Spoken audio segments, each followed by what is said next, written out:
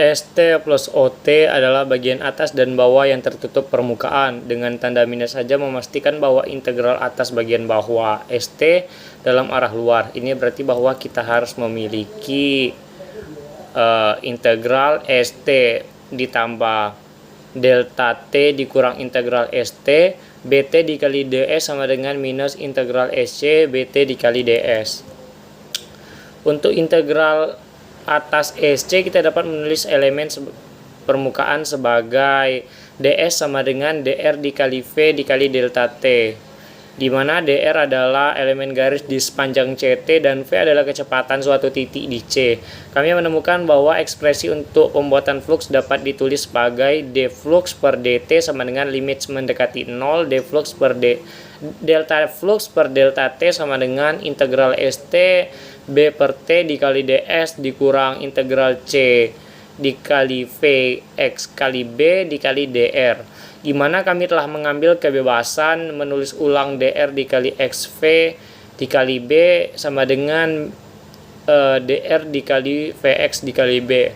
Sekarang kita menggunakan persamaan Maxwell 4.1 untuk menulis ulang dB per dt dalam bentuk medan listrik. Ini memberikan kita ekspresi terakhir kita, d flux per dt sama dengan minus integral C E ditambah V dikali B dikali DR, di mana sisi kanan sekarang termasuk gaya tangensial ke kawat dari kedua medan listrik dan juga dari gerakan kawat dengan adanya medan magnet. Gaya listrik harus didefinisikan untuk memasukkan kedua kontribusi ini. 4.1.2 Induktansi dan energi magnetostatik. Dalam bagian 2.3 kami menghitung energi yang tersimpan dalam medan listrik dengan mempertimbangkan pekerjaan yang dilakukan dalam membangun koleksi biaya. Tapi kami tidak mengulangi perhitungan ini untuk medan magnet di bagian 3. Alasannya adalah bahwa kami membutuhkan konsep GGL untuk menggambarkan pekerjaan yang dilakukan dalam membangun kumpulan arus. Misalkan arus konstan I mengalur sepanjang kurva C. Dari hasil bagian 3 kita tahu bahwa ini menimbulkan medan magnet dan karenanya flux dikurang B dikali DS melalui permukaan S dibatasi oleh C. Sekarang naikkan arus I, ini akan meningkatkan flux.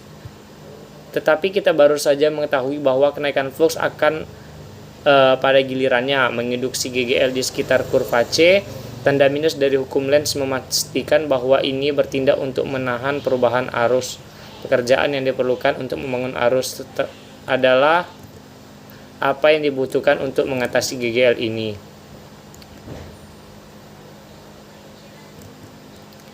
Induktansi. Jika arus I mengalir di sekitar kurva C menimbulkan flux I sama dengan integral B dikali DS dari rangkaian didefinisikan sebagai L sama dengan flux per I. Induktansi adalah properti hanya dari pilihan kami kursa C. Contohnya adalah solenoid. Sebuah solenoida terdiri dari silinder dengan panjang I dan luas penampang A. Kami mengambil I lebih dari akar A sehingga efek akhir dapat diabaikan. Sebuah kawat melilit silinder membawa arus I dan angin N kali persatuan panjang.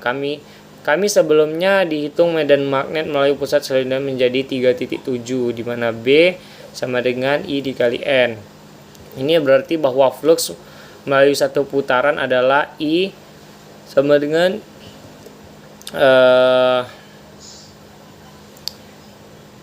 I dikali N dikali A.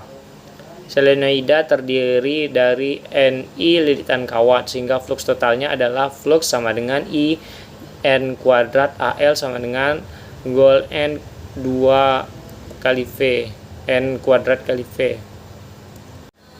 Energi magnetotastik. Definisi induktansi berguna untuk menurunkan energi yang tersimpan dalam medan magnet. Mari kita ambil rangkaian C dengan arus I. Kami akan mencoba meningkatkan arus. GGL induksi adalah minus D flux per dt sama dengan minus L dl per dt. Seperti yang telah disebutkan di atas, gagal induksi dapat dianggap sebagai kerja yang dilakukan dalam memindahkan muatan satuan di sekitar rangkaian.